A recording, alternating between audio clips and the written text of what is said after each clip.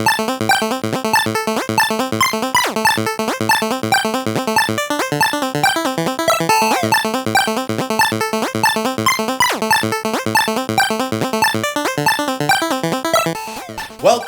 to this week's episode of the Relly and Deli podcast.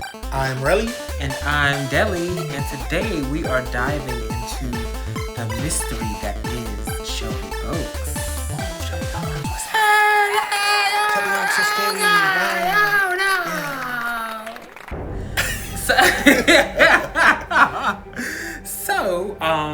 So Shelby Oaks, just to set the scene, the description goes: a woman's desperate search for her long-lost sister falls into obsession upon realizing that the imaginary demon from their childhood may have been real.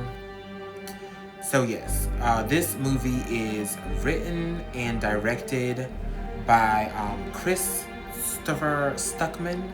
Not Christopher, but yeah, Chris Stuckman, who you may know from his long time show on YouTube, reviewing movies and just really giving great insight. So this is not, I thought this was his directorial debut, but he does have other credits under his belt that I am not familiar with. So I have to look into those a little bit later, actually, to enjoy them. But he wrote and directed this movie. He also had a co-writer, Sam Liz. I'll look into more of their work later as well, just to get an idea of what they've done. But I looked real quick and it was nothing that we had seen as of yet. Mm-hmm. So, this movie, this movie was wild, and it was very highly anticipated for me because watching his reviews and stuff, he would occasionally drop stuff like about Shelby Oaks. I remember the trailer being dropped or some kind of snippet or something being dropped a while ago. And then he would do a review or something. He might say, oh yeah, Shelby Oaks is still going. We're still working. We might have hit some hiccups, but it's still happening. And I was like, wow, it's kind of crazy that this YouTuber is making a movie or directing a movie. And I think he actually did go to school for film. So it all pays off in the end, I suppose. Yeah. Spoiler alert, this for me is one of the best films I've watched this year, regardless of genre. For sure in my horror top 5. Yeah. I saw the trailer once. We saw the trailer once. Yeah. We saw it once. When we went to go see Good Boy. Yeah. Which does make sense because it's the indie on indie. But yeah, I feel like we only saw this once, and I guess it was good. That was the only time we saw this trailer. Yeah. Completely underrated, underrepresented. This should be talked about and heavily marketed. Again, it's an indie movie, so I don't know what the marketing budget is like or what that looks like, or the business side of that. But I do know that I want to note that it was executive produced by Mike Flanagan, who has quite the repertoire. Oh. So I didn't realize it was executive produced by him, but he directed Gerald's Game. Iconic. I feel like he created and directed The Haunting of Hill House, Haunting of Bly Manor. He did Dr. Sleep. Makes so much sense. Yeah, he's the executive producer here. So I'm like, yeah, you calling in the big guns, because he's definitely made a name for himself in the horror sphere, the horror realm. So yeah, I guess we just dive in. Any other little high notes you want to say before we jump into the actual nitty gritty of it all? Such as? I'm asking. Oh, if you have any other? No, because we're gonna get into it. We're gonna get into it. I will just say that they worked. He did a Kickstarter fundraiser for this film, and he worked like hell to get this movie out. Just amazing. Amazing. It's really good. It also blends genres in the sense of cinematography. It is horror through and through, but should you have listened to our Good Boy video, which I'm sure you did, because yeah, you're a faithful listener, and we appreciate that. We do appreciate that. But I said before, found footage, hated it. Blair Witch, Cloverfield, it's not my cup of tea. Shaky cam, put it down. I don't want to see it. Don't care too much for it. But what I do appreciate, right? because I love true crime. The use of like home videos and home footage, also like in the Black Phone 2, utilize that. Good Boy utilized like good old fashioned cameras that was like, looks like a home movie. Right. And it helped to separate the story in parts in different ways. In the Black Phone, it was used to show the flashback visions and the murders that was happening in the past, right? Yeah. In Good Boy, it was used to introduce us to the history and really show Indy's life and everything. In this film, the film starts off like a true crime story. And I mean, this could have been on Investigation Discovery. There's something, and I really want to get into more of like cameras and cinematography and like, what is that thing? What is that makes this look like a documentary or look like a true crime? Correct. What exactly the camera is in? That's involved. Yes, on HBO I watch People Investigate, one of the best to do it. Investigation Discovery has like these great shows. You know, Snapped is one of the big ones.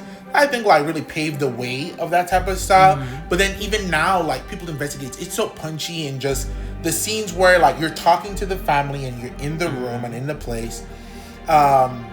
Just looks like nothing else. It does not look like a Marvel film. Yeah. It doesn't look like a movie, right? Yeah. And then of course they still have like home footage that's in there.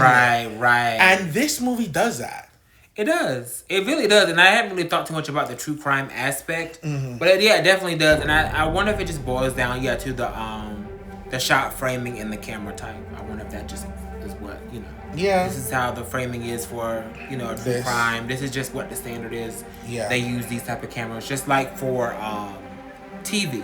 The TV camera, quote unquote TV camera, is not the same as a cinematic camera. Correct. That we use for theater. So he did that very well. We start off with this very true crime style. Where we find that this quartet of paranormal investigators, the paranormal paranoids? Yeah, paranormal paranoids. That's a bit of a tongue twister. Yeah. It sounded so easy in the movie. Paranormal paranoids.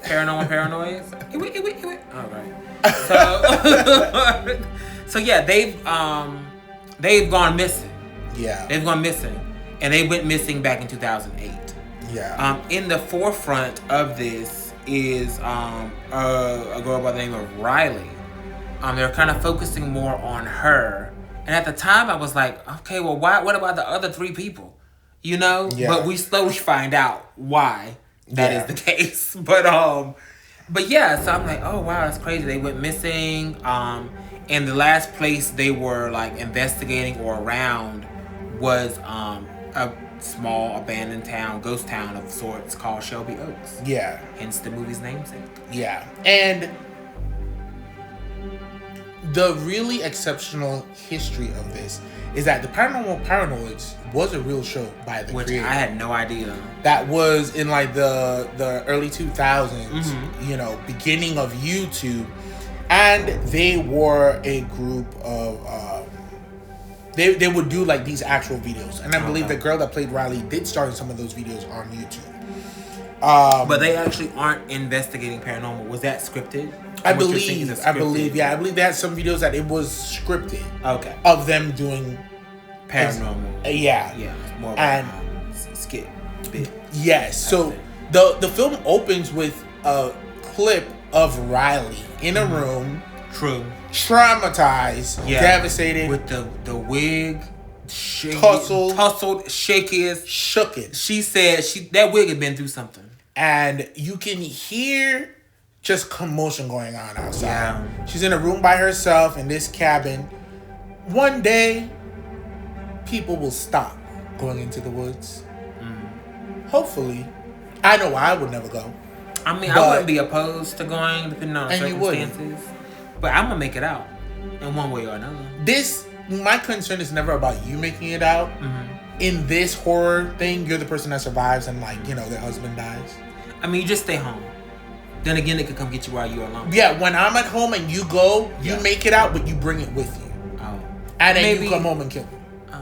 So either which way, wow, you should stay out of the woods. Okay. But she goes to the door, commotion and tussling, tries to run herself back into the room. She gets yapped up by something off camera. Exactly. Okay? Exactly. So then that is like the found footage. That's the footage that literally was found by the police. And then now we learn that the team has been missing in that abandoned town. It's been a couple of days. And, you know, this is filmed like a documentary style. It is. Which threw me for a loop because I don't remember that in the trailer. Again, we only saw the trailer once. Yeah. So I'm like, oh, well, I don't remember this being in a found footage documentary style, but yeah, I'm here for it. Let's see where this goes. And it was so spot on. So they're interviewing her sister 12 years later.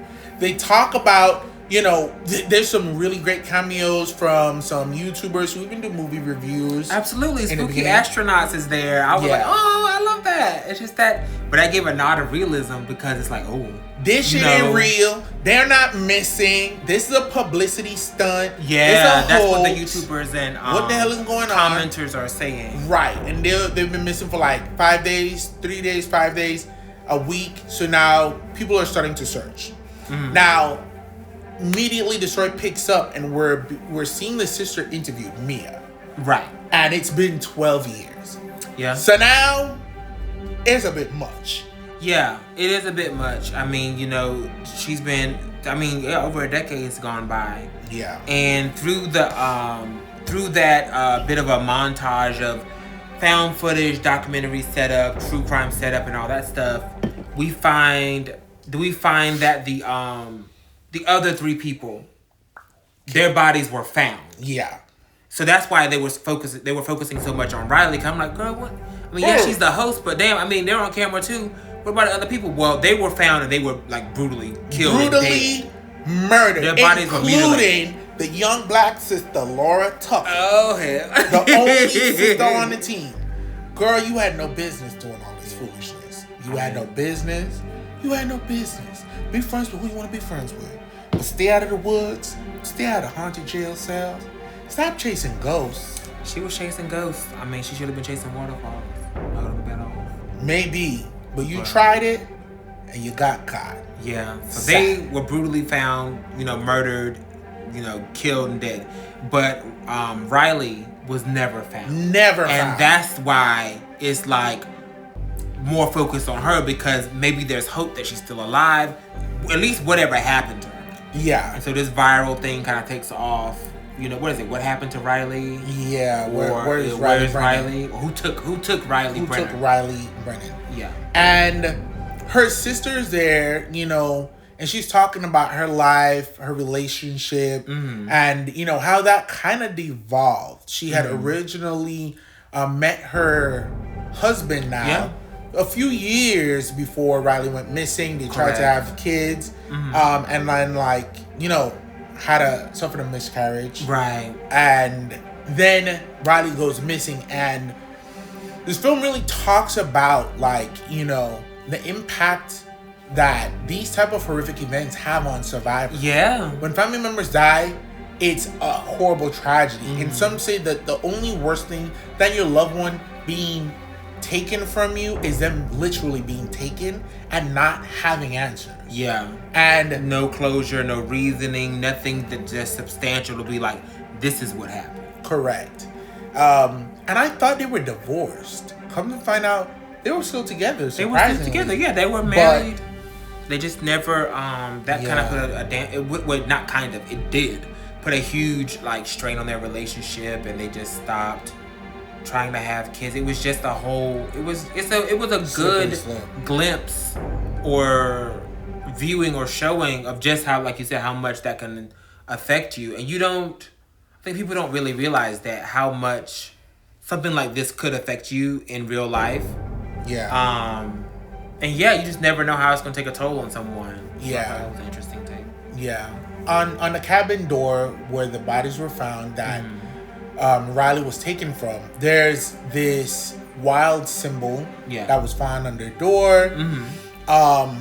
This movie gets very spooky, very demonic-ish. Yeah. It's a lot. Yeah. And it's supposed to be the symbol of an incubus. Okay. Okay, they did mention that, yeah. Yeah, and for those of you that don't know, an incubus is like the male counterpart of a succubus. I think succubi are like more popularly known. They're like demon women who seduce men, steal their life force and their essence. Now, in some lore, they're separate.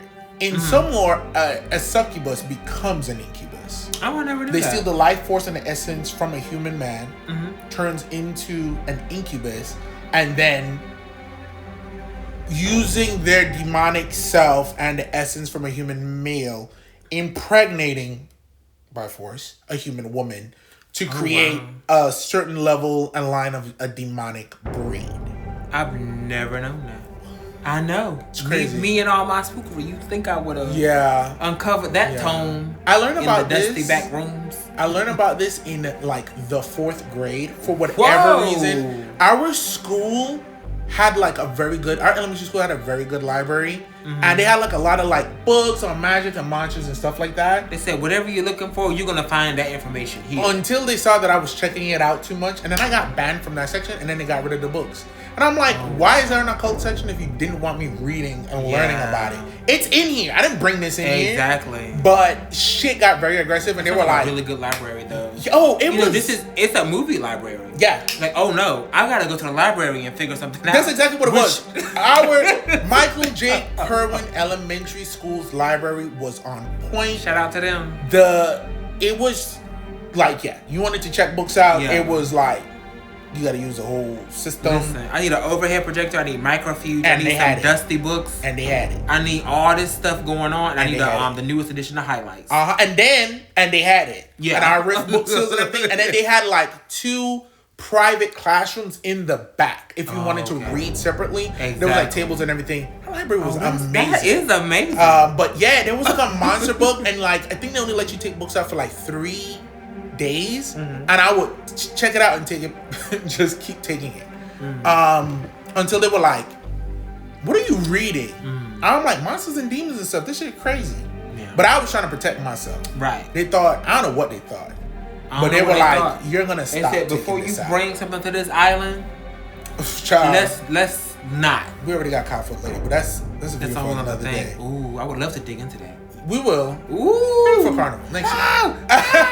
But yeah, but ultimately, succubi and incubi are like male and female parallels, separate counterparts. And yeah, so from then I was like, oh, this is gonna get bad. This is gonna get aggressive. Did you immediately recognize that symbol as that, or do you think that symbol was made just for the film? I've seen that symbol or something like it before. I think I have too. But they pretty much said it right away. Like, it was on the door, very harshly painted in blood, the mark of the incubus. So it was there quickly. So you get it like immediately. Yeah. So for me, it was like, oh wow, we're going there with this film. Yeah, that's true. I mean, but I did know that the incubus is a demonic, malevolent entity, and there's the sexual aspect. Yeah.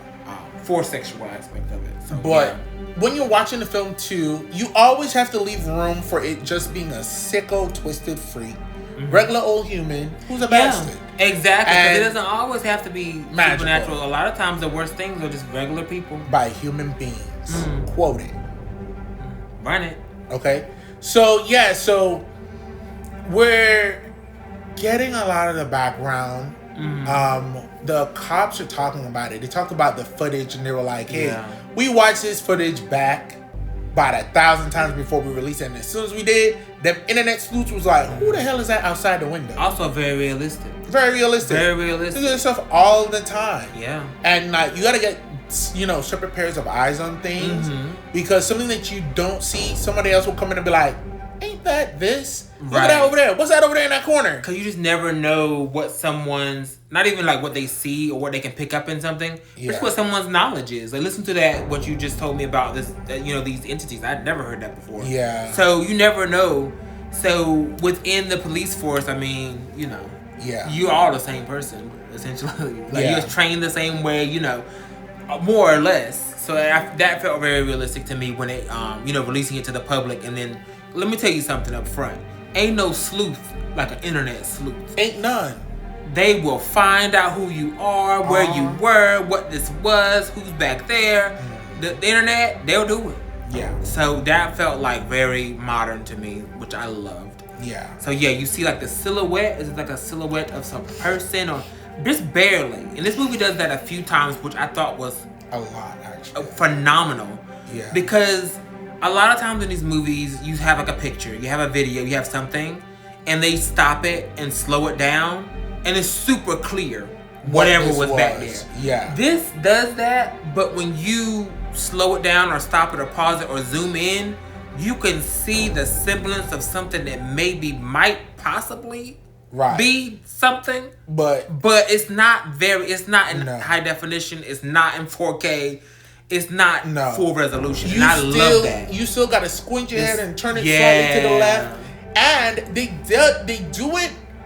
So in the film, there's a couple different tapes, DV tapes, that are being used to like replay the scene of the kidnapping and the final moments of the paranormal paranoia. They're trying to deduce what happened. And it happens in those, but then also just in the movie, you see it happening, right? Yeah. So it was very, I can't express how beautifully this movie was shot. Let me tell you. And even to like when it's, because we come in and we're watching the show that's telling the story about her missing sister, and they're filming it. The aerial views, they're filming out there. They're living in this town, and we have Mia talking about her sister Riley. She was a very, artistic spirit as a kid. Yeah. And she would paint her nightmares. Yeah. Some truly horrific scenes. She would draw her dreams, but she would even draw her nightmares. Yes. Because, she was drawing everything, but it was the fact that she was doing the nightmares too was something. Her drawings are very, very great. And you could see them develop over time. Mm-hmm. And then we see like on the first video where she was taken and it showed like the scenes, there was a man in the room, and like you could see maybe the break between his gloves and his long sleeve. Mm-hmm. And you could see like, his white skin there. You could kind of see like maybe by his neck. Yeah. But you can't really see. But then when you look outside the window, it's like an entity that's like horned. I initially thought of like a minotaur. Yeah, it is given that. It is given that. They are used, especially in imagery, to depict like male repressed energy, sexuality, violent nature in like I can see that. A code. I can see that. Wrapped up in one. So that was very much Bastien. Exactly. American Horror Story. Yeah, correct. It was very much that. They're always big and foreboding, and it is straight masculinity, like not straight, literally about not broke wrist or not that, but straightforward. But also that. But then and it's just that it was very that, and we see Mia and she's talking about things, and like Shelby Oaks was apparently 60 miles from where they grew up. Yeah. Now, mild inconsistency. Well, they've been there. They would go there before. They've been there when they were little. Yeah. Even though, I did think what's her name said it in the time. Yeah, I did think that by the time they came along in life, that the place was already abandoned. But it looks like they had some time as kids to actually be there. Where their mom used to go there a lot when she was little. Correct. And apparently, what is it? Is it a carnival or a fair? And it's the main attraction to Shelby Oaks if you're from out of town. That's all they really have going for them. They have the carnival, and they had like a dance hall. Correct. That they would like some bands and stuff. A ballroom would come in from the dance hall. Come on, dance hall. Would come in and play and perform. Yeah. And I love the story is so real because like as it goes, you're getting the same information multiple times, and there's clarity that gets expanded. Exactly. Told. And maybe that's part of it. Yeah. Where initially we just thought that it was abandoned by the time the girls were born and right. Girls. Then you slowly realize, no, they did go. Yeah, they made it seem like, oh, my mom would talk about it. Well, hell, you've been there. Yeah. You've been. She said, why not those? Why not both? Correct. We've been there a couple times. And, it starts to evolve like, this is just a story your mom told you. You've been there. And then, where their house is, there were woods that backed off into their house. Right. And they would go and walk through the woods, and their mom would carve R and M for Riley and Mia into the tree. so that they can always find their path and their way back to get home. back. Which I thought that was really nice and really sweet, and it's a good way to kind of keep you safe, you know? Yeah. Because I mean, I never was that child to explore in the woods, but I always wanted to. But the woods around my house were always too many like briar bushes, too many briar vines. It was just too much. You couldn't walk back there. Right. You just couldn't. It just wasn't any space to walk. Yeah. But yeah, there's just something a little nostalgia about that. Just trying to walk around in the woods, enjoy nature. Not bad. I reject that. All right. That's not something. Oh, okay. You know, we growing up on like practically on a mountain, literally. Well, that's true. There's some like we've gone deep into like ravines and the guts and like into the trees, and I've never done that and had a good time. It's not something I particularly enjoy. The only times I've ever done it was because I had to do it or my brothers were doing it, and it was like, well, either I go with them or I don't go, and then I'm the guy who doesn't go. And I did suffer, and still to a degree suffer from like FOMO. And I would get myself into things or like go and do shit I did not want to do, just so that they didn't come back and be like, that shit was crazy, we had a great time. Oh yeah, you be like, you had fun watching Charmed, you bitch. And I'm like, damn, I did. But eventually I grew out of it because you have to find your own way, do your own thing. Yeah. So it was just I always get anxiety when I see them doing it. Going into the woods, man. Yeah. No. I still find it, I still think of it as a peaceful thing, depending on where you go and where you are, and if there's like marked trails and things. I think it could be a really nice thing. I enjoy nature to a degree. I like seeing it, but being in it isn't always the same. And like the circumstances for me are like, let's take a 5-minute walk, step our toe in, and like, let's get back out. If I can't see the main road, no. Understandable. Yeah. So, yes, she makes the markers on the trees. She puts the lotion on the skin. What was her initial first? Who's first? Riley's. But Riley's the younger sister. Things like that made me think. Oh, yeah. Her initial was always first. It was always Riley and Mia, even though Riley is the younger one who is now missing. And Mia was... Yeah, that's interesting. I wonder why that was R and M. Yeah. Anyway, so that was a thing they used to do when they were their mom would do for them when they were little, and that was just kind of their little trademark. So we're kind of coming out of the whole found footage thing, documentary style thing, and now we're in the actual cinematic movie of it all. Not yet. In order to completely transition into this, while filming one of the final scenes of the story and speaking with the director and the interviewer, Mia gets a ring at her door. She goes and answers the door. And a big, burly, hefty bitch of a man opens the doors and looks at her and says, she let me go. She finally let me go. Pulls a gun out and shoots himself in the head. With that gunshot, the entire design, the entire framing of the show flips and switches. And we're no longer in this idea of it filming.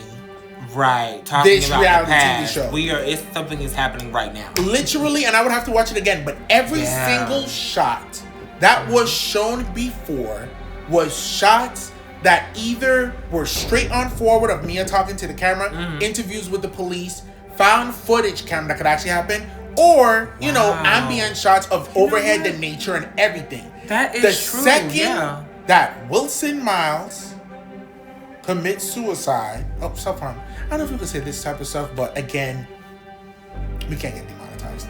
Yeah, that's true. Once that happens, the entire framing flips. Things go into slow motion.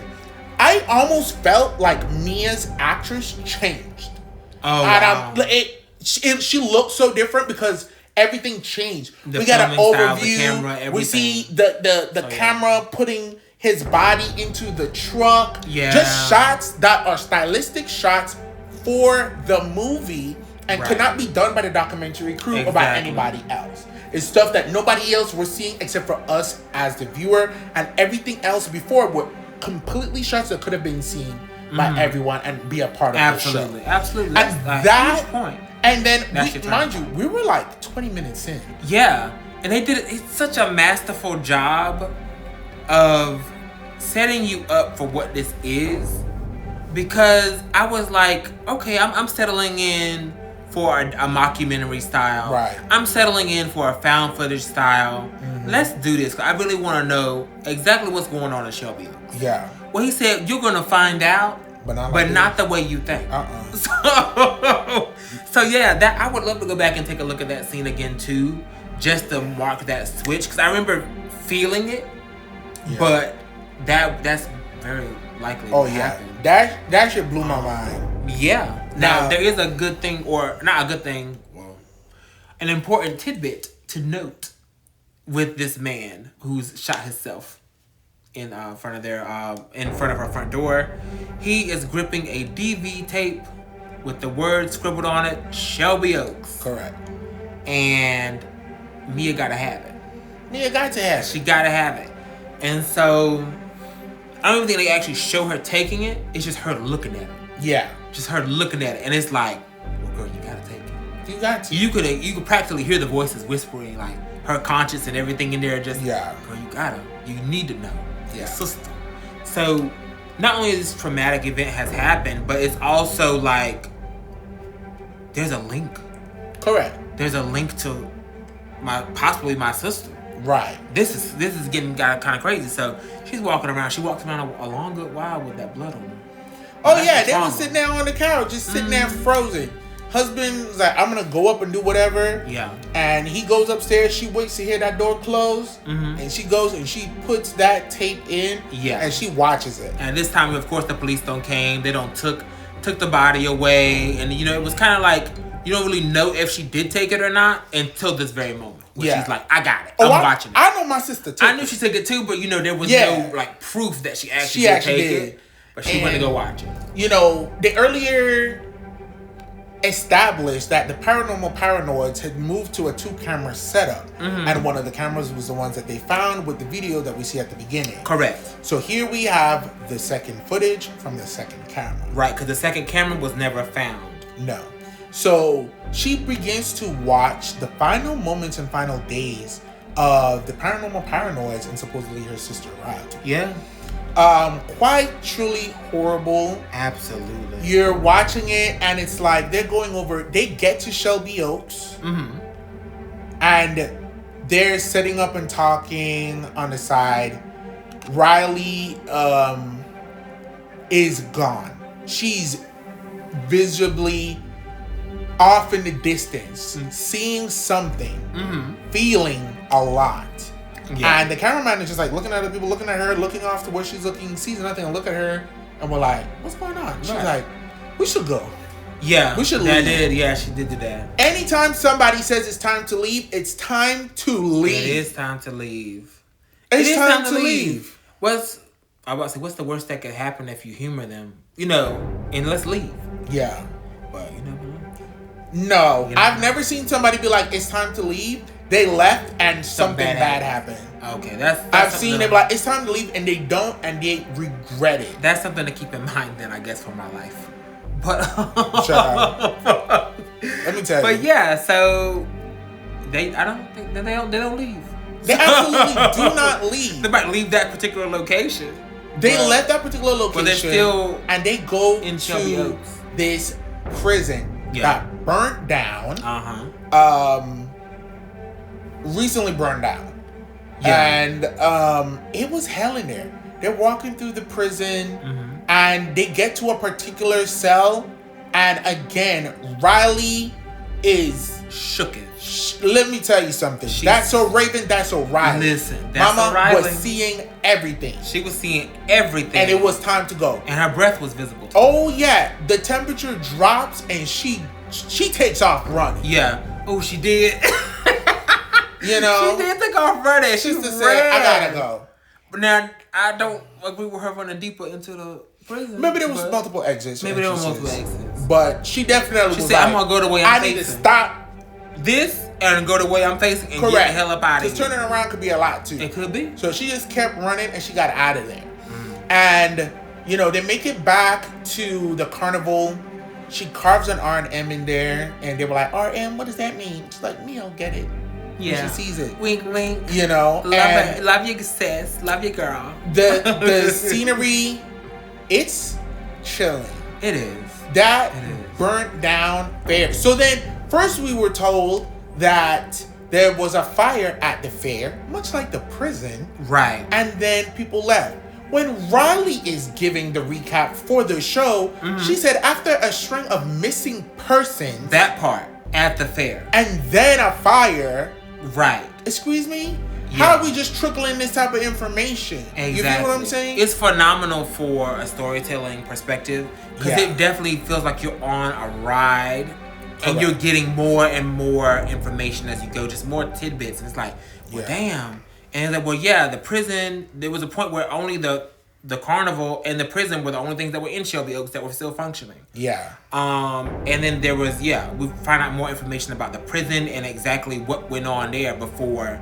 Correct. That shut down or burnt up or whatever the hell. But still, on the tape, the next thing, they come about just a cabin in the woods. Yeah. Just a house that they assume is empty and abandoned. That actually is kind of crazy. Like, you know, they, in my mind, I don't know why I thought this, but yeah, nobody, you don't know who owns or they just go in there and just start living.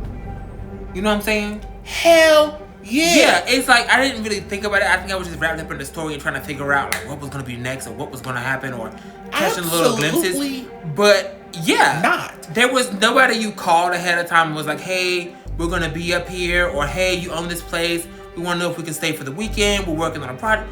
They just went there and just stayed. Because they were told that the town of Shelby Oaks is completely abandoned and nobody lives there. Yeah. So they assumed that nobody would be there.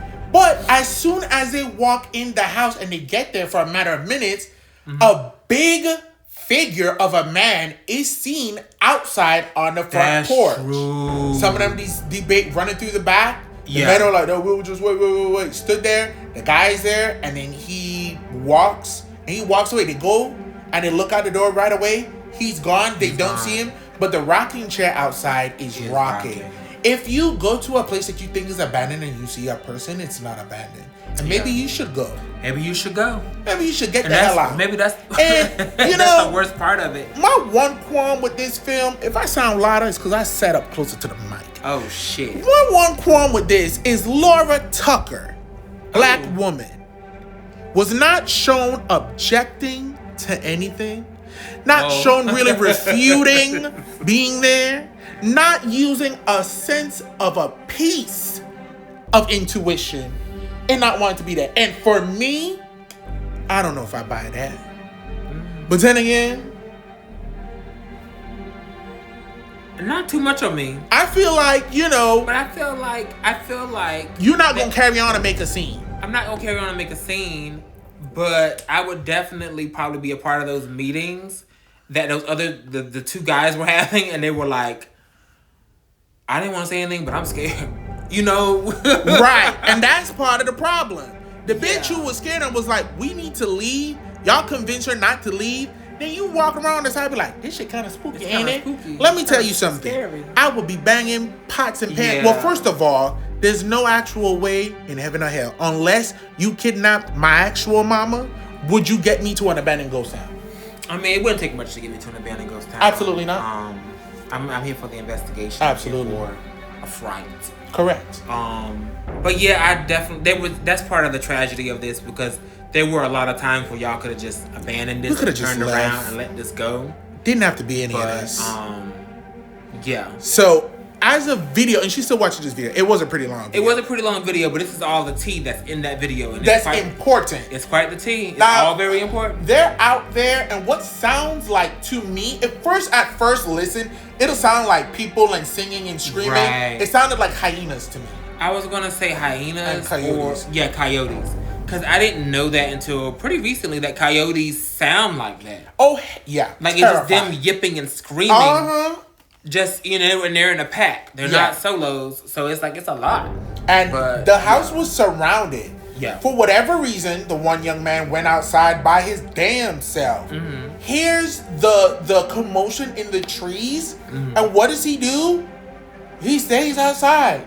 Spins around until he is attacked. That's true. By what looks like a man. Yeah. And then the camera's there. The other young man sees. He tries to run inside. Now we heard a piece of a 911 call earlier where one of the guys says, "Hello, 911, help, please. There's intruders. I don't know how many of them are. They're murderers." And now that was it. So now we got to see bits and pieces of that taking place. Yes. Poor Laura, we didn't really see or heard what happened to her. But what we did see was the camera being fell down. And we saw the scene from another vantage point of Mama Riley coming out that room. Yeah. Getting yapped up by that giant figure and taken. Yes. That what is it. Okay. So this is the realization that she was not killed, she was taken. Now, I am 94% sure that while we're watching Mia watch this video, there was a being outside of her window. Oh, absolutely. Okay. Absolutely. Because, and they do such a good job of like, they'll show it from the corner of the eye, slightly out of focus, Mia in focus, the TV is there also, and there's that figure outside watching. Yeah, they do a really good job with that, and they do a really good job of, I don't know how to really put it, but it's like, it's not so on the nose or like beating you over the head with it. It's just like, maybe the design of it, I don't know what it is, I can't really explain it, but it's not like anything I've ever seen before. Yeah. The way that it's done, of course you've seen a lot of, specters and revenants out of the corner of your eye on these movies or on the background. But the way it's done is just like, ooh. This is scary. And it's a lot. This is very playing on your mind. And that's the thing. It's playing on that liminal. Yeah. That liminal type of horror. Yeah. Where you don't know if you really see something, and it's really doing that really well. I feel like Good Boy attempted to do a lot of that with the shadow. Yeah. That only works when you actually do put something in there. And I feel like a lot of the times the dog was looking at stuff that wasn't really there that you couldn't really see. Yeah. In this, they put some blotches and splotches and splooches and such. And there were some glowing eyes at times that were there and then weren't. Good. And it was so quick. Yeah. This was so troubling. It was, again, very beautiful to watch. Yeah, and this movie does a lot of things that are quote unquote simple, but they make them so effective. One of them is the eyes. The glowing eyes, they nailed that shit. Yeah, absolutely. So, you cussed. It's so it's so good. It is so good. I cannot praise this movie enough. Yeah. But yeah, they nailed that glowing eye. There's another aspect that's gonna come up later in the plot. Yes. We'll get there. Yes. So Mia finished watching this video. She goes and gets her husband. And she's like, "Sir, I need to take a look at something." Shows her the tape. She outside because she's like, "I can't watch this again." Yeah. And they immediately start talking and whatever. And he was like, "Girl, you took this?" And rightfully so, she was like, "Let me tell you something. I don't know if this happens right then and there, but eventually they go to the police to talk about who Wilson Miles is. Yeah. Wilson Miles was like a career criminal, got involved in some crazy stuff. Absolutely. Went to jail and then was living off the grid. Right. After he got out of jail, it was like, boom. Yeah. He's gone. Yeah. And until today, and he's dead. And when he went to the jail, they were like, talk to us about what Shelby Oaks, like how Shelby Oaks started to go down. That motherfucker was born within 3 months. They said the devil had came down to Shelby Oaks. Yeah. The town started to just deteriorate rapidly. Down. Yeah. And yeah, and then he goes to prison, and he was like the most, and what was a very like terrifying scene. A riot opens up inside of the prison. Right. And all of the doors open. Everybody's out fighting. Blood, murder, mayhem. Yes. And Wilson Miles stands there in the cell, back to the open door. Could have left, but never tries. Looking out of his window, off into the distance at the burnt down old carnival. Correct. That was out there in the woods. Exactly. With the most sinister, disgusting smile you've ever seen with eyes glowing. Yeah. The dullest glow. I can't describe it. Yeah, you gotta see that for yourself to really see that. Because there's nothing else like it. I can't compare it to anything. No. The closest thing was like kind of like what Sinners did, but it's not like Sinners it's at all. It's not like Sinners, but it's the closest thing. How Sinners was like, Sinners had a very cool way to do it too. Yeah. Yeah. So and they just shut the cell, and he stayed in there, and he got 5 years. He served his 5 years and disappeared. Correct. So they get home, and Mia's husband was like, "Now, sister girl, you withholding evidence from the police," and she said the police themselves have already written this off. The guy who's on the video killing the people and taking her is dead. They're just gonna say that she's dead. She's gone. It was 12 years. Exactly. Case closed. They got the perp in the body bag. So there's nothing else. She's like, I need to go ahead and find this out. Right. So then she begins to tell her husband about the connections to everything. So she does her little thing. That visual with the cork board and all the strings and the pictures and the little thing. She didn't do all that, but it was reminiscent of that. Yeah. She did her little research and she got herself together. So she was like, listen, I did some research on this man, and it's all connected. Riley used to have these dreams. She used to talk about, all this stuff happening, and she would have this thing where this man was outside her window. We always just chopped it up to be a recurring nightmare. That she's half asleep, half awake. It's not really anybody out there.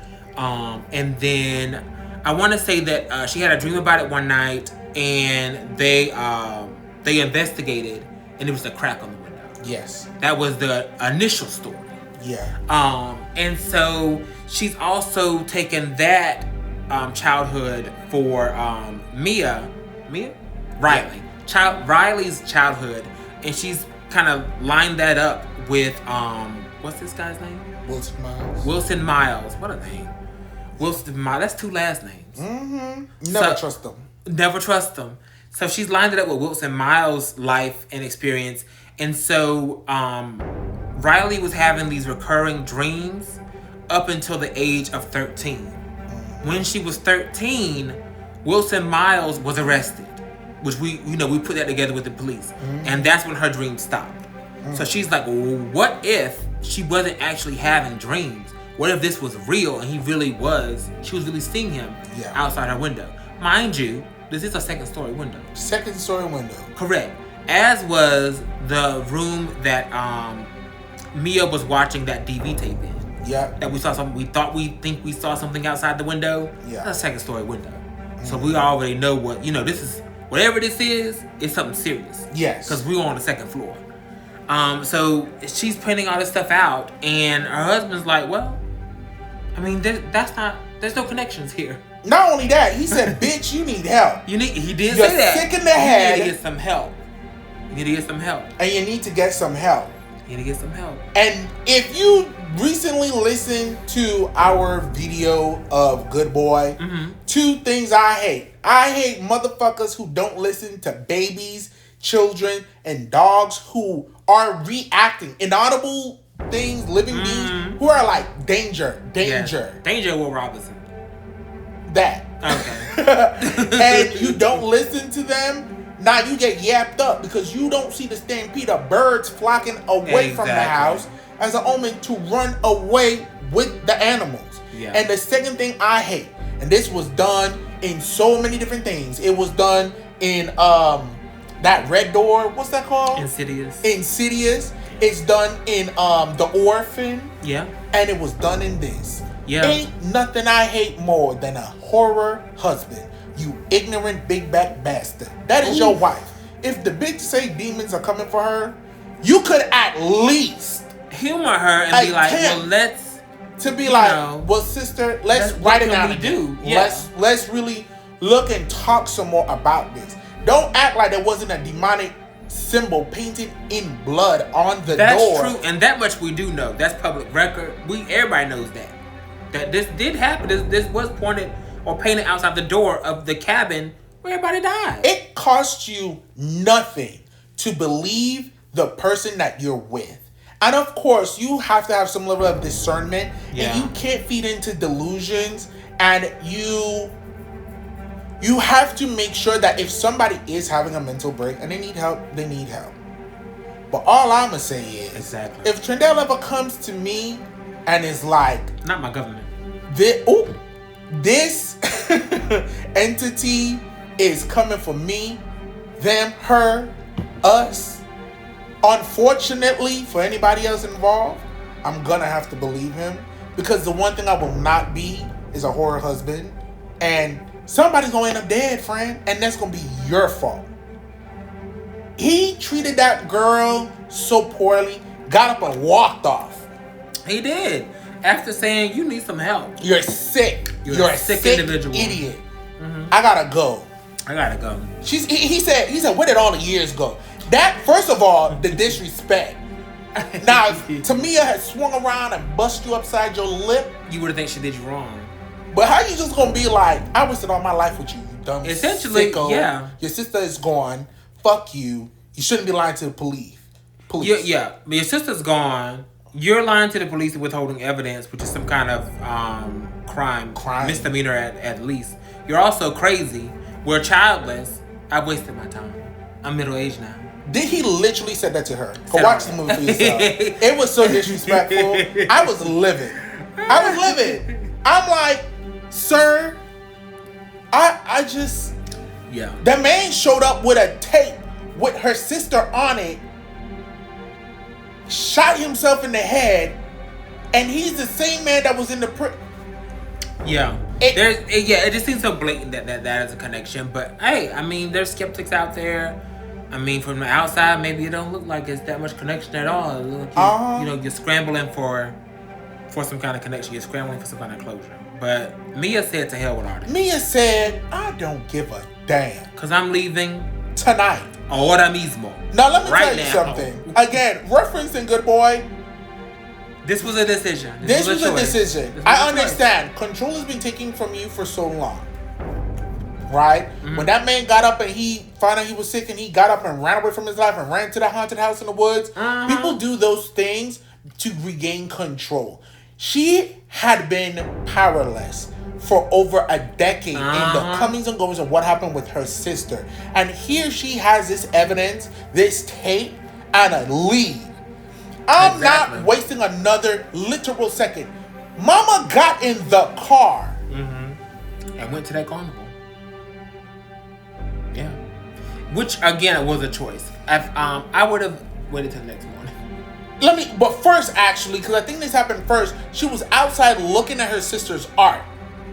And then a coyote hellhound or such was out there. First. Yeah. Now, she did the smart thing. She got up and backed up to the door. Yeah. But she took her eyes off of the hound for a millisecond and then looked back and it was gone once she got her hand on the door. But she backed up as good as she could. Mm-hmm. Man, that was something. First of all, why you out? I guess. Why would you not be? Yeah, why would you not be? I don't know. If one of my siblings were kidnapped 12 years ago, you couldn't catch me outside doing anything. But I already accept that I am unwell. That man was dead, but there's many men. Many men. And they all wish death upon me. In my head. Ooh. I'm afraid. I'm not going to... Honestly, if something like that happened to anyone in my family, the level of regression, I would become a recluse. But, Mia was like, I'm outside. I'm outside. I'm on the front porch. Hey. And a hellhound walked up. Hey, Beelzebub, I'm outside. Too much. All right. And she got up and ran. So then now, the fight with her husband, she jumps in the car. Uh-huh. She goes to in the street. The prison. I'm going to go figure this out. Immediately. Yeah, she did go to the prison. I thought she went to the carnival first, but she went to the prison first. So, yeah, she went to the prison. In the still of night. Jump the gate. An abandoned prison. And yeah, it's one of those things where you gotta work to get in. And she did that work to get in. Now, when she goes in and she's walking through, she has a memory. Something we didn't tell you before. When she was talking to the cop, he was telling her that Wilson Miles was standing in cell 37, block 3. Yeah. Well, she gets there. She's watching the video. That's what really spurred her. Exactly. She's rewatching the video again, and she sees that the area that Riley was at when she got them chills in the jail cell, and the breath and everything, was in front of cell 37. Exactly. She goes in there. Bum, bum, bum. Now, I'll say this. From this point on, I personally cannot validate, justify, or verify anything that Tamia did. Heifer, you crazy. Yeah. Everything you wanted to do and everything you did moving forward could have been done in the morning. It could have been done in the morning because you've heard these things. You've seen that on the tape. You see her breath. You've heard how the prison just like deteriorated when this man got in there. So it was a choice. She had pictures. The prison, the day he moved in, the prison, 5 years, the day he was released. And it was destroyed. Yeah. It was like moldy and a mess. It was hell. So it was hell. She goes up in that jail cell for going to the jail. A problem. Yeah. Finds his jail cell. A problem. Yeah. She goes and she stands and looks out of the window. In the same footsteps, same footprints. And when she steps back and looks down, he stood there in the same spot for 5 years. Yeah. Periodically. That they were grooves. There was an outline, an indent. From the soot, the grime, the flames, the muck, the hell. And then, on the other side of the cell, it's a reverse of the RM. Correct. Of the initials. Exactly. So, yeah, that was very shocking and scary. Yeah. And it just solidifies that, yes, girl, he knew of y'all. He knew of Riley. This was, her things at night when she was dreaming of someone outside the window. All that's coming together. Yeah. I did think it was interesting that it was a reverse. What do you think? Why was it reversed? Well, that's going to come up in a little bit. Oh, did I miss that? Maybe. I don't know. This is just my take. Oh, okay. But it was there, carved in, and I feel like there was other things in there as well. I feel like there was too. Now, there's drippings on the wall, and she starts to hear the same howling sounds and the voices. Yeah. So she terrified. She sold it down. She did. You served face, mama. You look terrified. You had me terrified. That you were. Stumbled out backwards. Right. And trips at the presence. She could see the shadow, but she couldn't see what was in there. Yeah. Next to her face, I thought she got bit. Yapped by this hellhound. Just yapped that. And now she's like running. And before the hellhound could grab her, a big dark hand grabs the hellhound. Yeah. And throws it. She gets up. She ran so fast. And there's something scary about that. Cause y'all not working everything. That's terrifying. Cause this hellhound was gonna get me, but you grabbed the hellhound and threw it out the way. Yes, something you want me for the yourself. Thing that was gonna get me. Correct. Yeah. So that is terrifying. She put her heels on her back and ran. She ran so fast that she was kicking herself in the ass. You hear me? The back of her heels was kicking that booty, and she was running. She's scared now. Not scared enough. Because this bitch gets in the truck, drives down the street, pulls over, and then proceeds to go to the carnival. Exactly. Is this thing on, mama? Is the brain on? She said... Did we bring it with us tonight? I gotta get to the bottom of this. I've seen something now. I gotta keep going. I'm all in now. I feel like this was such a good depiction of what compulsion is. Because when you're compelled to do something, when you're obsessed with something, when you're addicted, you cannot. Even if you think in your mind this isn't a good thing to do, you physically often can't stop yourself. Yeah. Sometimes you may not even have the presence of mind to be like, girl, that's crazy. Yeah. And so she went to the carnival. The rundown, burnt out carnival. Yeah. Looked at the camera, saw where her sister was. There was a figure behind her sister. She's there. She finds the carving Yeah. of her sister that she did. And then she begins to hear the howling. Yeah. She hides a little bit. And then she hears the footsteps of what we assume is a figure. Right.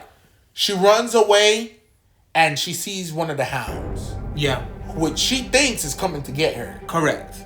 But the hound Actually is leading her somewhere, right? and leads her to a house. That's so true. So true. Wow. I know she got to the house, but I was wrapped up and I was caught up in the rapture. I was keyed in. Yeah, I'm a key in on the next go round. But yes.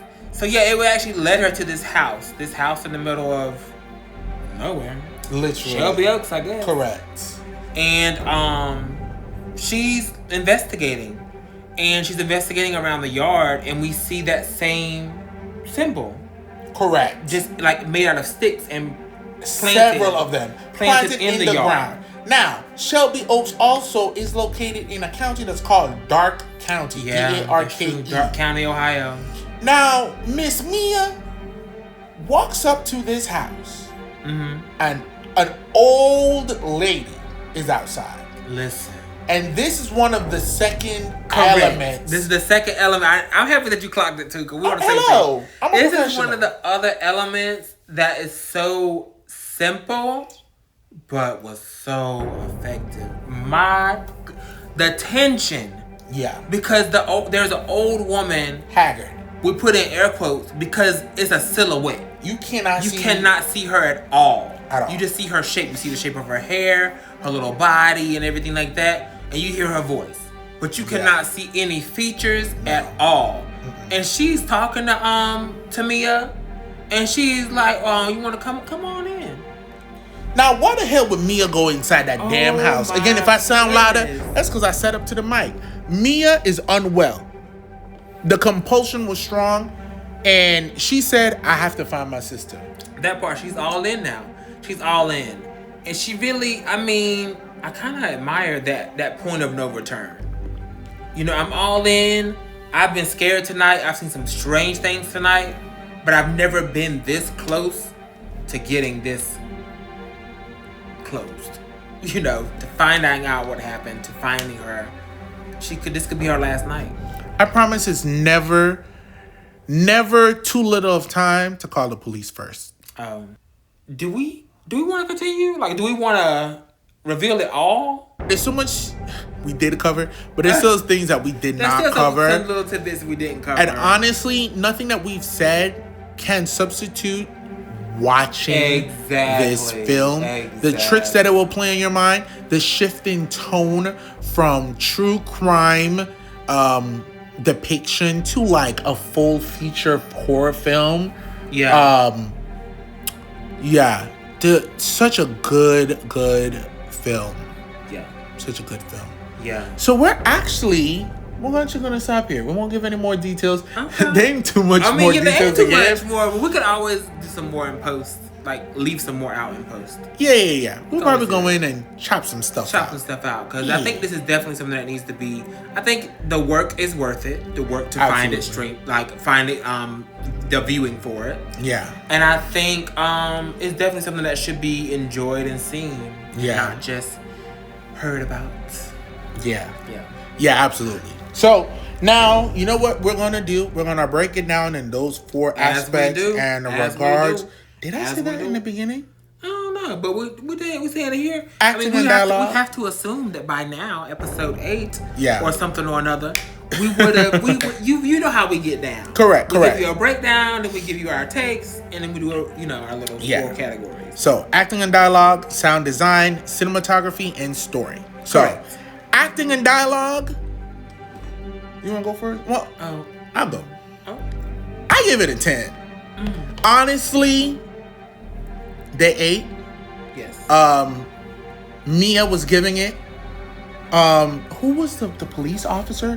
Both police officers were killing it. They were. I know Keith David was like Keith. awarded. Yes. And then he was awarded. Who the cop? They did such a good job. Even to the YouTubers at the beginning. Michael Beach is the cop. Michael Beach. Detective Burke. Yeah. It was really great. good too. And they added some gravity, you know. Yeah. All these indie movies, you always need some people that are like, Yeah. you know, I know who that is. Correct. You know? Yeah. It was really good. We had some. Yeah. They did a good really job. good. They did a great job. It was really good. For acting and dialogue, I also gave it a 10. They really set up the mystery really well. They really conveyed, you know, horrific, you know, scary things happening. I mean, it was very believable. And yeah, that was very terrifying. Yeah. So yeah, I gave it a 10. Excellent. Sound design, a resounding 10. Resounding 10? I give it a 10. Do tell. I feel like from simple things that they did, from the evolution of the hellhounds, the coyotes and everything, sounding like people, sounding like a band of people, then sounding like hyena laughing, then finding out exactly what it was. The same thing with the baby behind the door. Yeah. The beginning of the movie where it's done, and like even just the sounds of nature when they're doing like the true crime missing persons, Right. you know, documentary style of the movie. As someone who's watched every single episode of like the first at least seven seasons of Snapped, every single episode of People Investigates and the spinoff about like the cults, I've watched so much true crime, and there's just a certain look and a certain sound that goes behind it. And then even though it wasn't necessarily in the film, the moment with like the flashback and visions when she's in the jail, and you could see like the flashback of like him looking out the window and just the sounds of like chaos and the fear that was going on. It was a scary film from that regard. And then the thing that I love, you know, I love a good song. They gave us a hell of a bop at the end of that film when the credits were rolling, and I'm gonna count it, and it's a 10. Absolutely. It's everything I want and everything I need. You really helped me to see all the stuff because I was so wrapped up, but I did love that song. And you know, you see a glimpse of her playing it earlier in the movie. Yeah. But yeah, the actor did a great job on that song, and that song is just haunting. And it's nowhere. It's haunting. Put it on streaming. It may be somewhere a little bit later. Hopefully. Because you know, this did just come out. Yeah. So I'm hoping that'll be somewhere later. At the very least, somebody's gonna pull it from the film and then upload it. I'm going underneath his YouTube page and say, "Hey, sister, you gotta release that on Spotify and YouTube Music." Yeah, and iTunes. And iTunes. Oh, sorry, I forgot about iTunes. Oh, go ahead. But yeah. Sound design, I gave it a lower score, but I didn't put all these things in there. Like, I didn't take into consideration all these things. So yeah, it is a 10. It is a 10 because it's stuff you take for granted. Yeah. But if you really take down and like really pick apart, like there was a lot done with sound in this movie, and very effectively. And it definitely creates a foreboding atmosphere. So I gave it a 10 as well. Phenomenal. Cinematography, 10. I like, come on. You have to see it. You have to see how, from especially the transition when Wilson Miles comes in there with the blicky and, you know, Papa's himself, and then the movie just literally violently shifts tones and like view of how they filmed this thing to, you know, the prison was terrifying. Right. The scenes of just the woods. Yeah. The beautiful scenes in the beginning when they're doing the documentary part. Yeah. Right? The framing outside the house with you know, Mama and the shadow and like her facelessness. Yeah. There are so many things that they did well. Correct. I don't have anything that I saw that I was like, nah. That could have been. You know, and the more and more I think about this movie, I feel like I'm in the same place. Like, I don't really have anything that's like, what could be better about it? Nothing was glaring. It was it was very good. The cinematography, I gave it a 10 as well. The framing of the shots, just the amount of knowledge you would have to be able to frame it, for those different formats. Yeah. You're framing and you're shooting your shot for found footage. You're framing and you're shooting your shot for a documentary that's being made. You're framing and you're shooting your shot cinematically. So, phenomenal. Really great shots in the movie, and just all the details, like the little hidden shadows and things, you're zooming in and all that good stuff. Yeah, and then also the way that the entity is shown and depicted. Yeah, 10. Yeah. And then story. This was so good. This was so good. This wasn't just your typical sickle pervert kidnapper. This wasn't just your typical demonic haunting. This wasn't just your typical murder mystery cabin in the woods. It's all those things. It's all of those things, and it took those genres and made a unique story. Yeah. There was a story of redemption. There was a story of family, and it also had a modern aspect that is very difficult to do in horror without it being cheesy, tacky, too comedic, and it just doesn't work. A lot of the times, it's like when they modernize horror, they got stupid slang in it. Yeah, they're trying to shoehorn in some. It feels forced. I agree as well. I mean, for my story, what'd you give the story? 10. I gave it the same thing. 10. Yeah. And that's part of it. The pacing was great. The story was really good. They do a really great job of making you invested in this. Just the way they give you backstory, and it was a very effective and engrossing way to give you backstory. I think that speaks to the modernity of it as well, because we're all on our phones. We're all watching like streaming stuff. We're watching YouTube. We're watching video creators, content creators. So it felt very natural to just watch them talk about this, and it gave it a realism factor. Yeah. But the story was really good. It was delivered really well, and 10.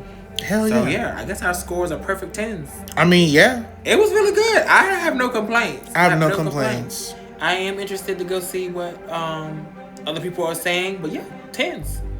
10s. Yeah. I thought it was great. Yeah. I thought it was great. Very exciting. For me, it's in my top 5 for sure of, horror films I've seen so far.